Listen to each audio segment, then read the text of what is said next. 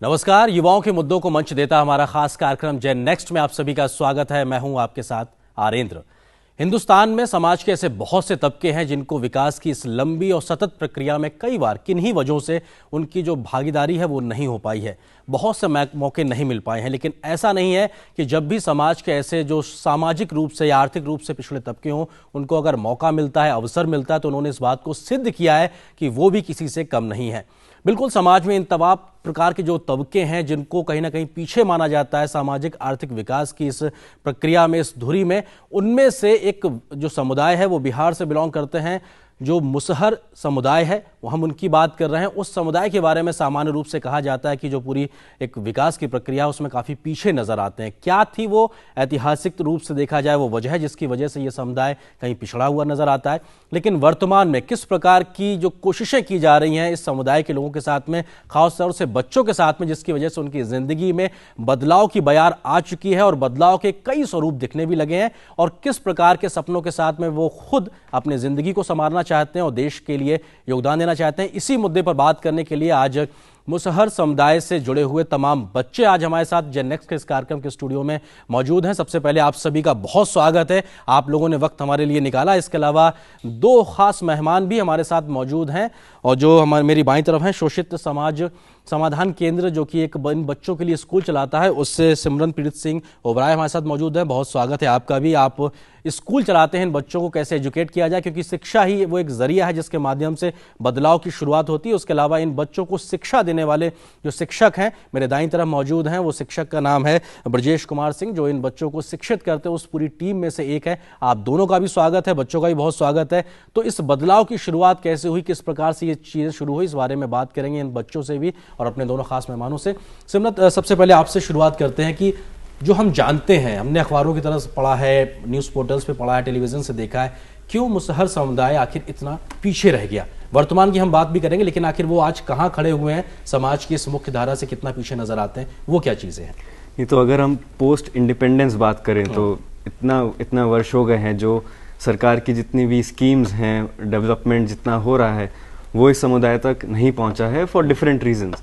कि एक तो बहुत रिमोट लोकेशंस पे लोकेटेड है, पूरा बिहार में फैला हुआ है ये समुदाय, और इनका पॉपुलेशन 40 लाख से ऊपर है और वो एक्सपोनेंशियली इंक्रीज हो रहा है। और जो लिटरेसी रेट है वो भी सिर्फ 3% के आसपास। महिलाएं शायद उसमें 1% भागीदार हैं उसमें। हाँ? महिलाओं का हिस्सा उसमें भी बहुत कम है। हाँ, उसमें और भी कम है।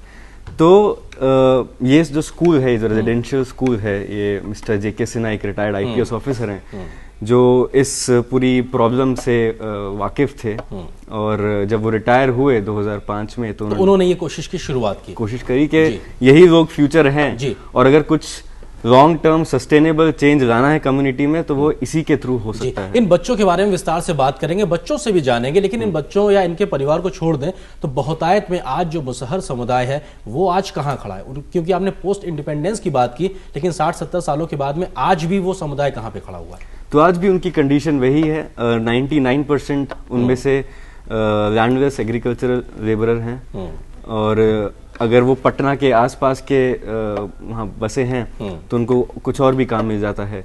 लेकिन अगर आप दूर डिस्ट्रिक्ट्स में जाएंगे, चंपारण जाएंगे, अररिया जाएंगे, तो वहाँ पे मोर और लेस वही है। मैं चाहूंगा कि आप और बच्चे इस बारे में और बताएं। बच्चों से भी बात करेंगे, लेकिन हमारे साथ जो शिक्षक हैं ब्रजेश जी, उनसे भी बात करते हैं। ब्रजेश जी, आपका अपना अनुभव क्या है, किस प्रकार की दिक्कतें ये जो पूरा एक समाज का जो तबका है वो बीते लंबे समय से झेलता आया है, जिसका सामना करते आया, वो दिक्कतें क्या है? नहीं, इनको शिक्षा के लिए तो हम लोग बहुत प्रयास कर रहे हैं, और इनको बात शुरू में जब इनका एडमिशन होता है यूकेजी में, बिल्कुल, तो उस समय इनको बोलना भी नहीं आता सही तरीके से, और फिर इनको शुरू से लेकर के क ख ग से लेकर ABCD से लेकर के और हर चीज़ के लिए सिखाना पड़ता है। तो ये लोग गांव में मतलब काफ़ी ऐसे इलाके में रहते हैं जहां पर बहुत कुछ इनको मतलब नहीं मिल पाता है, और वो चीज़ें यहाँ पर हम लोग सुविधा देते हैं, सारी सुविधाएं, और फिर इनको आगे कोशिश की जा रही है कि मतलब इनको शिक्षा मिले। जी, आप जो तमाम बच्चे हमारे साथ मौजूद हैं, आप में से कौन कौन अपने मन में सपने सजो के रखा हुआ है कि उसे बहुत बड़ा आदमी बनना? जरा हाथ उठाइए। बिल्कुल, बहुत अच्छी बात है, सभी के मन में सपने हैं। कौन पहले बताएगा अपने मन की बात? क्या मन में है, क्या बनना चाहते हैं आप? हम कंप्यूटर इंजीनियर बनना चाहते हैं। जी, आप क्या बनना चाहते हैं? सर हम पढ़ लिख कर एक आईपीएस ऑफिसर बनना चाहते हैं, आईपीएस ऑफिसर जो कि जिस तरह से एशिया सर काम कर रहे हैं उसी प्रकार से हम भी करना चाहते हैं। जी। आप क्या बनना चाहते हैं? I had heard that IIT is very tough exam, so I want to crack IIT. Okay, you want to be become IITian। Okay, आप क्या बनना चाहते हैं? हम आईएएस बनना चाहते हैं। आईएएस बनकर अपने समाज को आगे बढ़ाने की कोशिश करेंगे। जी। कितना वक्त गुजरा है इस प्रकार के सपनों को देखे हुए, क्योंकि आईएएस बनना, IITian बनना, आईपीएस ऑफिसर बनना, क्योंकि ये बड़ा एक ऐसी चीज़ें हैं जो अगर शिक्षा ना हो तो इसके बारे में पता ही नहीं होता है। आप लोगों को ये जानकारी कहाँ से मिली, कैसे पता लगा कि आईएएस या आईपीएस भी बन सकते हैं? हमारे सर सेना सर बताए थे कि तुम लोग अभी से ऐसा 12 ऊंचे पोस्ट के बारे में सोचोगे तो वहीं अपना मंजिल पाओगे। जी। तो बड़े ख्वाब देखना ज़रूरी है, तभी मंजिल मिलेगी। Yes sir. जी। किस प्रकार की दिक्कतें आप लोग अपने समुदाय में महसूस करते हैं, क्योंकि बिहार, झारखंड या मध्य प्रदेश के जिन इलाकों में आप पाए जाते हैं, आपका जो समुदाय है, वहाँ पे क्या क्या अभी भी दिक्कतें मौजूद हैं जिसको आप चाहते हैं बदलना चाहते हैं? वो दिक्कतें क्या हैं? First, I would like to say that these communities distract from the mainstream. So when I would become a rich man, then I would like to bring them to the mainstream. Okay, how will you become a rich man? I wanted to be an engineer, and by doing engineering course, I definitely earn lots of money. And after that, I would like to spend as much money as I can serve for the poorest of the poor. Okay, जिस life को आपने बदलने की बात की अपने समुदाय के लोगों में, आज भी आपकी अगर बात छोड़ दी जाए, आपके परिवार की बात छोड़ दी जाए, उस समुदाय के लोगों में किस प्रकार की दिक्कतें हैं, कहाँ पे क्या दिक्कतें आज आप महसूस करते हैं, सामाजिक या आर्थिक रूप से कहाँ पिछड़े हुए हैं? We work in the field as a laborer, and there is a government school, but education is not good quality of. That's why the student did not get their. बिल्कुल, उनको उनका हक नहीं मिल पाता। बिल्कुल। Yes. क्या नाम है आपका? मेरा नाम सूरज कुमार है। सूरज, ये बताइए कि आपका नाम में तो बहुत रोशनी है, आप अपनी जिंदगी में रोशनी कैसे घोलना चाहते हैं? क्या ख्वाब देखा हुआ है आपने? मेरा सपना है कि मैं एक बैंक मैनेजर बनूं और बनकर काफ़ी पैसा कमाऊं, अपने सोसाइटी को मदद करूं। जैसे अभी भी हम गांव में देखते हैं कि बहुत से सारे बच्चे हैं जो स्कूल में भी नहीं जाते हैं, तो ऐसा करें कि गांव में ही एक स्कूल खोलें, जैसे हमारे चेयरमैन सर खोले हुए हैं, और गांव के बच्चे को शिक्षा दें, एजुकेट करें उन लोगों को। आपका नाम क्या है? जी, myself Ramji Kumar. Okay, Ram ji, आप क्या बनना चाहते हैं? Sir IPS officer sir. Okay, क्यों आईपीएस आईएएस ऑफिसर बन के आप समाज सुधारना चाहते हैं? वो समाज की दिक्कतें बताइए ना। आज भी कहाँ पे खड़ा है आपका समाज? सर आज भी हमारे समाज वहीं पर हैं जहाँ पर पहले थे। कहाँ पे हैं? सर हमारे समाज में अभी भी उतना डेवलप नहीं हुआ है, क्योंकि सर वो लोग अभी तक जो शिक्षा के इम्पोर्टेंस है, they still are not realising. So and the parents should be realize the importance of education. That's why, so that they can send their children in their schools to do a study. So when I'm in school, so whenever I used to go in village, then I always see in our village, then I see that parents are not in अभी भी guardian मतलब कि importance नहीं जानते हैं और अपने बच्चे को स्कूल में नहीं भेजते हैं। वो अपने बच्चों को स्कूल ना भेजकर खेत में भेजते हैं। और आप चाहते हैं ये बदलाव होना चाहिए। बिल्कुल। तो एक बहुत महत्वपूर्ण बात है कि जो लोग नहीं जानते हैं उनकी जानकारी के लिहाज से कि मुसहर समुदाय से आने वाले लोग जिस इलाके से आते हैं, सामान्य रूप से बहुत अच्छी हिंदी भी वहाँ नहीं बोली जाती है, संभवतः भोजपुरी ही वहाँ पे बोली जाती है। लेकिन जिन बच्चों से हम बात कर रहे हैं, जाहिर सी बात है, आप खुद सुन रहे हैं तमाम दर्शक की कितनी अच्छी अंग्रेजी बोल रहे हैं। ऐसा सुनना अपने आप में मन में कितनी प्रसन्नता देता है, ये मैं खुद महसूस कर सकता हूँ। जिस बात के लिए कहा जाता है कि साहब एजुकेशन विद क्वालिटी एजुकेशन, जाहिर सी बात है कम से कम इन बच्चों की ज़िंदगी बहुत बदला है। आप तमाम बच्चों में से वो बच्चे कौन है जो अपने समाज में बदलाव लाने के लिए नुक्कड़ नाटक करते हैं और कई प्रकार की सामाजिक कुरीतियों को दूर करने के लिए कोशिशें कर रहे हैं? आप करते हैं जी, बताइए क्या वो कोशिश होती है जो आप करते हैं? हम लोग ये 3D बॉयज़ के नाम से जाना जाते हैं। हम लोग एक प्रोग्राम 3D बॉय ये क्या होता है? ड्रीम, डेडिकेशन, डिटर्मिनेशन, ओके, तो ये ये 3 3D हो ऐसे गया। शब्द हैं हाँ। जो हमारा लाइफ को सक्सेस बनाने में मदद करते हैं। अगर इसे फॉलो करेंगे तो हम सक्सेसफुल होंगे। ठीक, तो क्या चीजें आप बदलाव लाना चाहते हैं अपने समाज की कुरीतियों में, वो क्या क्या चीजें हैं? जैसे बाल विवाह हुआ, हम्म, बच्चों को काम कराते हैं और उन्हें नहीं पढ़ाकर उन्हें भी घर का बर्तन, घर का खाना घर का काम बनाना, करवाते हैं, ये जी। सब, खेती पर जाना हाँ, और माता पिता को मदद करना। ठीक है।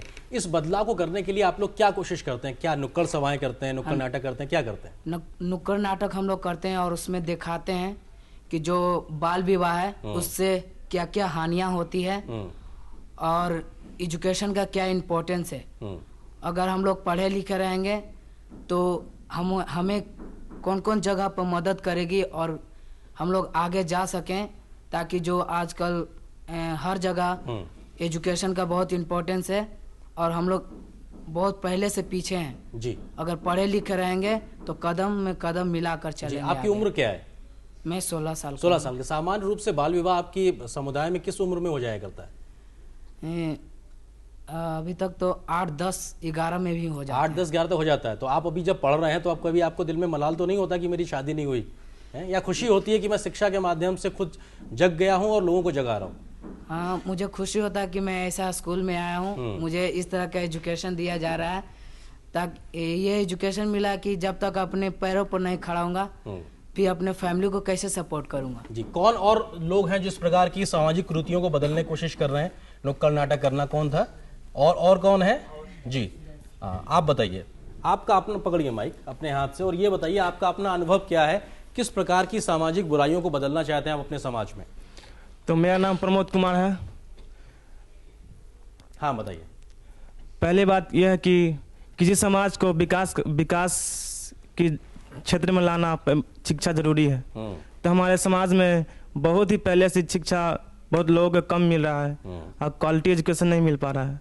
तो गांव के बच्चे कुछ पढ़ते भी हैं और नहीं पढ़ते हैं। कुछ पढ़ने में जाते हैं तो उनको जो खाना मिलता है मिड डे मील वो खाकर चले आते हैं स्कूल से, और उसको उनके माता पिता भी उतना एफर्ट नहीं लगाते हैं अपने बच्चों को स्कूल भेजने में। जी, तो कुल मिला के शिक्षा के माध्यम से आप जागरूकता बनाना चाहते हैं। सिमरन, आप चूंकि इस पूरे मुहिम के साथ में जुड़े हैं, सपने दिखाना और सपने को साकार करने के लिए प्रेरित करना एक बहुत बड़ी कोशिश है। कम से कम ये वो जानते होंगे लोग जो इस प्रकार की कोशिशें करते हैं। एक माँ बाप अपने बच्चे के लिए करते हैं, लेकिन समुदाय के बच्चों के लिए करना एक बड़ी कोशिश है। आप लोगों को इस बात के लिए धन्यवाद है, समाज आपको धन्यवाद देता है। लेकिन वो क्या तरीके हैं जो आप लोग अपनाते हैं अपने संगठन के स्तर पर इन बच्चों में सपने जगाने के और उन सब सपनों को हकीकत में बदलने के लिए कोशिश करने के लिए?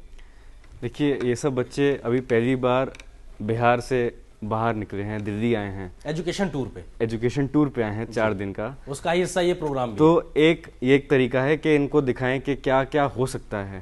अभी ये लोग मेट्रो पे पहली बार गए थे, वो कुछ बच्चे सिविल इंजीनियर बनना चाहते हैं, बोलते हैं कि हम भी कुछ ना कुछ ऐसा बिहार में जाके कुछ ना कुछ करेंगे। तो सपने जब कुछ अच्छा दिखाएंगे तो सपने अपने आप बनेंगे, और अगर वो इंसान शिक्षित होगा तो अपने आप कैपेबिलिटी भी उसमें होगा कि वो उन सपनों को हकीकत में बदले। जी, लेकिन बात यहीं पे दिक्कत आती है कि सपने दिखाना शायद थोड़ा आसान होता है, लेकिन उसको हकीकत में बदलना कितना श्रम और तपस्या चाहिए, ये बहुत मुश्किल होता है। वो कोशिश इन बच्चों के साथ में कैसे साकार हो पा रही है? वो क्या नुस्खे हैं? नहीं, देखिए, पहली चीज तो हम बच्चे सब एक जैसे होते हैं, हम किसी भी बच्चों को अलग ना समझें। इन बच्चों में भी उतनी ही कैपेबिलिटी है, शायद ज्यादा हो सकती है, और ज्यादा हो सकती है जो और किसी भी बच्चों में है। तो सिर्फ एक मौके की जरूरत है। आप उनको एक प्लेटफॉर्म दे दीजिए, फिर ये दुनिया को साबित कर देंगे कि जो मिसकंसेप्शंस हैं, जो स्टीरियोटाइप्स हैं, सबके सब गलत हैं, और हम सबसे अच्छा कर सकते हैं। एक मौका तो दीजिए। विजय जी, चूंकि आप पढ़ाते हैं इन बच्चों को, तो आप पे शायद ज्यादा जिम्मेदारी रहती है, आज इन बच्चों के साथ रह के आप ज्यादा समझ पाते हैं।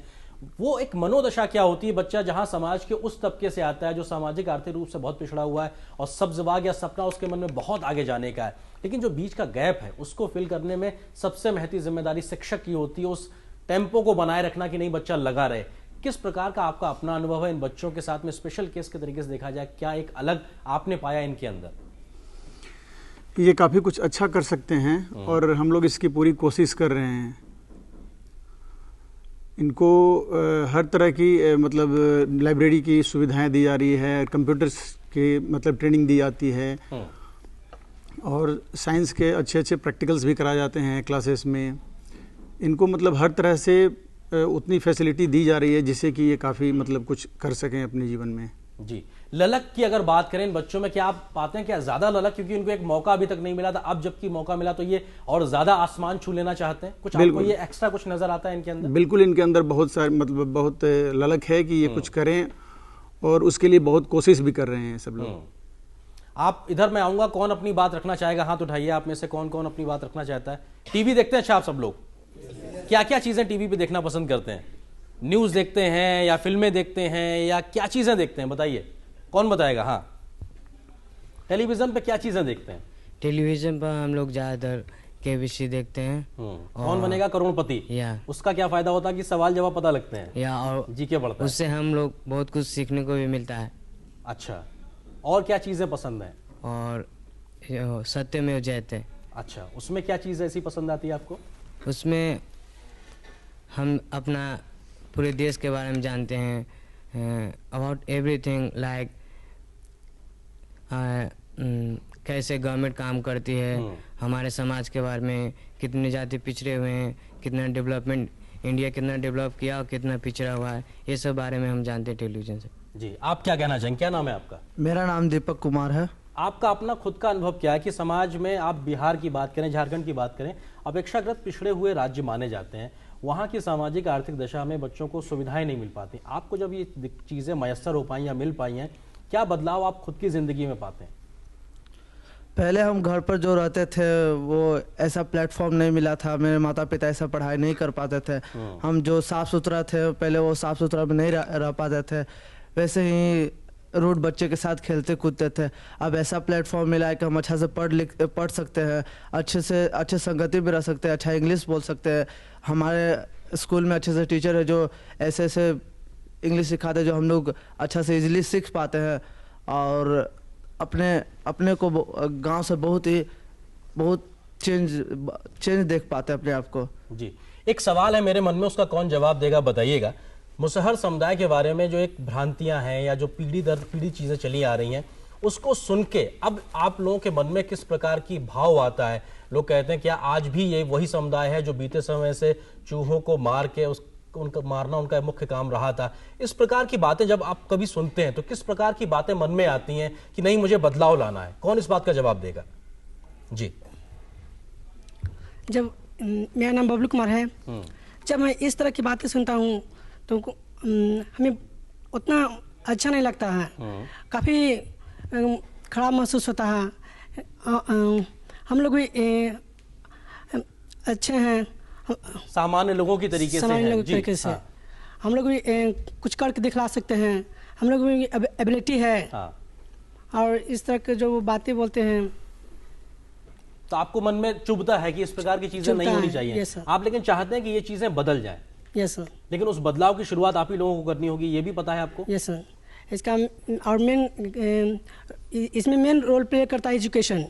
और हम लोग अच्छे एजुकेशन पाएंगे तो हम लोग अच्छा एम्बिशन को चूज करेंगे और उसमें बहुत से बदलाव चेंज ला सकते हैं। जी, हम सब जानते हैं कि हिंदुस्तान अपने आप में दुनिया का सबसे बड़ा लोकतांत्रिक देश है, इतना बड़ा मुल्क है।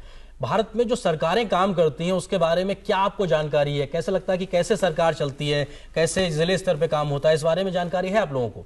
सरकार तो अपनी काम करती है, पर हम लोग जिसे चूज करते हैं, इलेक्शन वो अपना वोट देते हैं, वो शायद अच्छे से काम नहीं करते। इसी कारण जो जाति पिछड़े हुए हैं वो वहीं पर आ जाते हैं, और जो जाति डेवलपमेंट कर रहे हैं वो और डेवलप हो जाते हैं। लेकिन क्या आप ये मानेंगे कि सरकार को तो कोशिश करनी ही है, लेकिन जो समुदाय है उसको भी उठ के खड़ा होना पड़ेगा, अपनी तरफ से कोशिश करनी पड़ेगी, तब ज्यादा बदलाव आ सकता है? जैसे आप अपनी खुद का उदाहरण ले लें अगर, तो या ऐसा हो सकता है, पर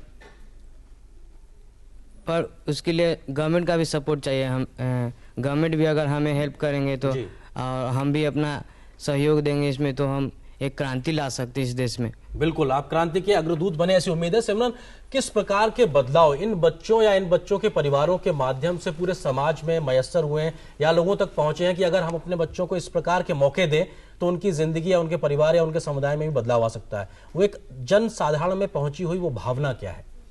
तो एक तो सीधा साधा जो एक विजिबल चेंज दिखता है कि जो बिलीफ इन एजुकेशन है कि एजुकेशन से एक्चुअली कुछ हो सकता है, वो अब जहाँ से जिन डिस्ट्रिक्ट से जिन गांव से ये बच्चे आते हैं वहाँ पे दिखता है। क्योंकि जो और वहाँ पे पेरेंट्स हैं और जो बच्चे हैं वो चाहते हैं कि वो अब स्कूल में आएँ और पढ़ें, लेकिन स्कूल की भी एक लिमिटेड एक कंस्ट्रेंट्स में काम करता है, एक लिमिटेड बच्चों को ही दे सकता है। तो बट द वेरी थॉट कि वो चाहते हैं कि बच्चे स्कूल में जाएं और पढ़ें, वो दिखाता है कि वो मतलब शिक्षा को लेके बदलाव की शुरुआत हो चुकी है। जी, उसके अलावा और क्या चीज, जैसे बच्चों ने कहा कि सामाजिक कुरीतियां हैं, बुराइयां हैं, बाल विवाह की बात हो, बाल श्रम की बात हो, इस प्रकार की चीजों को भी बदलाव लाने की शुरुआत ये लोग कर रहे हैं। क्या बदलाव वहां नजर आता है आपको? जो सोशल इविल्स की बात है वो मुझे लगता है it's a gradual process and it will take a very very long time, but उसके कुछ कुछ रिजल्ट्स दिखने भी लगे हैं। जो इन्होंने जो 3D बॉयज ने अभी जो नुक्कड़ नाटक किए थे और इन्होंने अपने एक हफ्ते के प्लान में एक चाइल्ड मैरिज को रोका भी है। अच्छा। तो उनमें से एक स्टूडेंट की ही खुद की एक सिस्टर थी, तो वो एक विजिबल चेंज दिख रहा है। बट सोशल इविल्स को बदलना इतना आसान नहीं है। अगर आप नाम देखें इस संस्था का तो शोषित समाधान केंद्र है, स्कूल नहीं है। बिल्कुल, तो ये सेंटर है, समस्या है उसका समाधान का केंद्र तरीके से बनाया सेंटर है और उसका सोल्यूशन हमारे पास नहीं है। उसका सोल्यूशन इन्हीं लोगों को खोजना है, एम्पावर करने के बाद में किस तरीके से हम सॉल्व करेंगे उन प्रॉब्लम्स को जी। और एक इनक्यूबेटर की तरह काम करेगा ये संस्था और इनके एनजीओस को स्कूल चाहेगा कि आगे प्रमोट करें और ये अपनी संस्थाएं शुरू करें अपने अपने गांव में। ब्रजेश, ये जो बच्चे हैं, आप इन बच्चों के संपर्क में तो रहते ही हैं, लेकिन कभी आपको ऐसा मौका मिला कि इन बच्चों के माँ बाप या इनके समुदाय के लोगों से मिलने का मौका मिला हो? जो बदलाव इनकी जिंदगी में महसूस हुआ है, उस प्रकार के बदलाव को इनका जो अपना समाज है किस प्रकार से स्वीकार रहा है या कैसे वो देख रहा है कि हाँ साहब कुछ बच्चे या कुछ परिवारों की जिंदगी में बदलाव आ रहा है लेकिन संपूर्ण तरीके से नहीं आया? उस बदलाव को टकटकी निगाह से किस प्रकार से पूरा समुदाय देख रहा है? सर, हम लोग तो हर साल इनके एडमिशन जब होते हैं स्कूलों में तो हम हर साल इनके गांव में जाते हैं। ज़िले के हर गांव में, हर ज़िले में, करीब करीब बिहार के हर ज़िले में हम लोग जा चुके हैं और वहाँ पर करीब बहुत सारे गांव ऐसे जहाँ पर हम लोग बात करते हैं और इनके गार्जियन से बात करने के बाद पता चलता है। पहली बार तो जाने से वो लोग मतलब बिल्कुल इसमें अपनी रुचि नहीं दिखाते हैं, लेकिन जब एक बार एक दो बच्चे आ जाते हैं जिस गाँव से, वहाँ के हर लोग दोबारा मतलब कोशिश करते हैं कि नहीं हमारा बच्चा भी वहाँ जाकर पढ़े और अच्छा करे, क्योंकि ये जाकर के वहाँ पर अपना अच्छा रिप्रेजेंटेशन करते हैं अपने गांव में। जी तो बिल्कुल। अच्छा, आप बच्चों में से कौन है, कोई ऐसा उदाहरण या कोई एक ऐसी कहानी बताना चाहेगा कि उसने ऐसा काम किया था, उसके चलते कम से कम एक छोटा सा ही सही बदलाव आया था आपके समाज में से? कोई उदाहरण किसी को याद आ रहा हो, कोई कहानी, कोई बच्चा जिसको बाल श्रम आपने रोक पाया हो, चाइल्ड मैरिज रोक पाई हो या किसी को स्कूल जाने के लिए प्रेरित कर पाया हो? कुछ आपको ध्यान, बिल्कुल आप कहना चाहते हैं? बिल्कुल जी, बताइए। जब हम लोग शुरुआत में यहाँ स्कूल में आए तो शुरुआत में गए घर छुट्टी में, तो हमारे गांव के जो बच्चे छोटे थे वो स्कूल नहीं जाते थे, तो मैंने उन्हें बताया कि पढ़ाई से क्या होता है, हम लोग क्या बन सकते हैं, क्या कर सकते हैं आगे चलकर। कि उन्हें बताया कि अगर हम पढ़ेंगे तो ही आगे बढ़ेंगे। तो अब इधर छुट्टी में जाता हूँ तो कुछ बच्चे हमारे पास आते हैं, बोलते हैं कि भैया मैं पढ़ने जाता हूँ अब, तो हमें खुशी होता है और उनके माता पिता से भी बात करते हैं तो भी चाहते हैं कि हमारे स्कूल में भेजे जो हम लोग यहीं पढ़ते हैं। और गांव में जो नहीं पढ़ पाते हैं कुछ बच्चे इस कारण कि वहाँ क्वालिटी एजुकेशन नहीं है, लेकिन स्कूल में भेजना चाहते हैं उनके गार्जियन। जी, आप तमाम बच्चों से जिनसे मैंने पूछा, आपने कोई कहा IAS, कोई IPS बनना चाहता है, कोई टीवी इंडस्ट्री में नहीं आना चाहता आप में से? क्योंकि हालांकि हो सकता है इससे पहले आप कभी नहीं गए हो, लेकिन आज आप स्टूडियो में आए हैं, देख रहे हैं, तो किसी के मन में ये भावना पैदा हुई कि कम से कम इस लाइन में भी जाया जा सकता है? कोई बच्चा जिसके मन में ये बात आई हो? आपके मन में क्यों आपको ऐसा लगा कि आपको इस इंडस्ट्री में जा सकते हैं, या क्या बदलाव कम से कम टेलीविजन के माध्यम से या पत्रकारिता के माध्यम से आ सकता है समाज में? या मैं पढ़ लिख कर मीडिया ज्वाइन करना चाहता हूँ ताकि ये मेरे कहने से पहले का सवाल है या बाद का है? नो, ये पहले से? इसके बारे में हम 3-4 साल पहले से सोच चुके हैं। हाँ, क्यों, ऐसा क्यों? ऐसा इसलिए क्योंकि मैं चाहता हूँ कि जब मैं मीडिया ज्वाइन करूँ ताकि टेलीविज़न पर मैं भी आपकी तरह आकर अपने समाज के बारे में पूरे देश को बताऊं, और ताकि हम अपने समाज को ऊपर उठा सके और एक मेन स्ट्रीम के साथ चल सके। जी जल्दी से, और अपने सपनों के बारे में कौन बात करना चाहता है? जल्दी हाथ उठाइए, कौन क्या बनना चाहता है? जी बताइए। जी मैं पढ़ लिख कर एक डॉक्टर बनना चाहता हूँ, क्योंकि हमारे गांव में छोटी छोटी सी भी बीमारियां के चलते बहुत सी कठिनाइयाँ हम लोग को सोसाइटी में झेलनी पड़ती है, जिसके वजह से मैं पढ़ लिख कर एक डॉक्टर बनना चाहता हूँ। समाज की बीमारी दूर करके हालत सुधारना चाहते हैं डॉक्टर बन के। और कौन अपने सपने के बारे में कहेगा? जी आप क्या बनना चाहते हैं? मैं पढ़ लिख कर एक टीचर बनना चाहता हूँ, जो कि मैं अपने लोगों को पढ़ा सकूँ और उन्हें अच्छी शिक्षा देकर आगे बढ़ा सकूँ कि ज़िंदगी भी क्या होती है दिखा सकूँ। आपका नाम क्या है? मेरा नाम संतोष कुमार है। आप सबसे छोटे लग रहे हैं यहाँ पे संभवतः। क्या उम्र है आपकी? 12 इयर्स। 12 इयर्स। किस क्लास में पढ़ते हैं? 8 क्लास। अच्छा, क्या बनना चाहते हैं? मैं पढ़ लिख कर IPS बनना चाहता हूँ, हमारे सिन्हा सर के जैसा। अच्छा ठीक है, आप क्या बनना चाहते हैं? मैं डिटेक्टिव बनना चाहता हूँ। अरे वाह, क्या खोजना चाहते हैं आप डिटेक्टिव बन के? ऐसा मन में क्या चल रही है आप खोजना चाहते हैं चीजें? समाज की बुराइयां? चलिए सिमरन, लगभग वक्त खत्म हो रहा है। आप क्या कहना चाहेंगे इस प्रकार की मुहिम, इस प्रकार के बदलाव के बाद से? क्या उम्मीद है कब तक इस पूरे समुदाय, मुसहर समुदाय की अगर बात की जाए, एक बड़ा बदलाव हम देख पाएंगे? क्योंकि शायद ये एक पूरी जनरेशन अगर जब वापस अपनी कम्युनिटी में जाएगी, वो एक मौका ऐसा होगा शायद तब ज्यादा बड़ा बदलाव दिखेगा, या कोई और एक मौका आपको लगता है? देखिए, पहला बैच स्कूल का इस साल ग्रेजुएट हुआ है और सबके सब कॉलेजेस जा रहे हैं और अच्छा कर रहे हैं। 10th स्टैंडर्ड में सबके सब 80% 90% अच्छे नंबर से लाए हैं। तो उम्मीद तो काफ़ी है उन लोगों से और वो चेंज शुरू हो चुका है। बट जो प्रॉब्लम सेंचुरीज ओल्ड है उसमें कुछ डिकेड्स तो लगेंगे ही। तो 30 साल 40 साल का समय दीजिए, फिर ये लोग पूरा बदल के रख देंगे। बिल्कुल। विजय जी, आपको क्या लगता है कि ये जो बदलाव की एक शुरुआत हुई है, मुहिम एक आगे बढ़ी है, ये कितना वक्त और लगेगा इस प्रकार की सामाजिक आर्थिक कुरीतियों या बुराइयों को दूर करने में, जिसके ये कर्णधार बच्चे बने हुए हैं? जिस तरह सर ने बताया, अभी काफ़ी समय लगेगा, क्योंकि अभी ये पहला जनरेशन है जो ये लोग काफ़ी मतलब पढ़ाई में कुछ करना चाह रहे हैं और कर रहे हैं। कुछ और समय लगेगा, ये निश्चित तौर पे आगे मतलब कुछ करेंगे। बिल्कुल। तो हम भी उम्मीद करते हैं और तमाम बच्चों से ये एक तरीके से हमारा आपसे वचन लेना भी चाहते हैं कि जिस प्रकार के बदलाव की कोशिशें या अवसर आपको दिए जा रहे हैं, उन सबको आप बहुत अच्छे से समझिए, इस मौके को भुनाइए और बहुत अच्छी तैयारी के साथ में आगे निकलिए। ये सिर्फ ना आपकी व्यक्तिगत रूप से जिंदगी को बदलेगा, बल्कि परिवार और समाज के लिहाज से देश का बहुत भला करेगा। आप सबको बहुत शुभकामनाएं। आप दोनों मेहमानों को बहुत शुक्रिया और आपकी पूरी टीम को बहुत बहुत सैल्यूट्स कि आप लोग इतना अच्छा काम कर रहे हैं। इस उम्मीद के साथ में कि इन बच्चों जो कि मुसहर समुदाय से आते हैं, अपेक्षाकृत समाज के पिछड़ा तबका कहलाता है आर्थिक और सामाजिक रूप से, उनकी जिंदगी में जो बदलाव देखने को मिल रहा है, ये बदलाव आगे लगातार चलता रहेगा और ये जो कर्णधार हैं जब वापस समाज में जाएंगे तो एक बड़ी मुहिम की शुरुआत और क्रांतिकारी बदलाव लाके दिखाएंगे हमारे समाज को। इस उम्मीद के साथ आज जन नेक्स्ट में बस इतना ही। मुझे और मेरी पूरी टीम को दीजिए इजाजत। नमस्कार।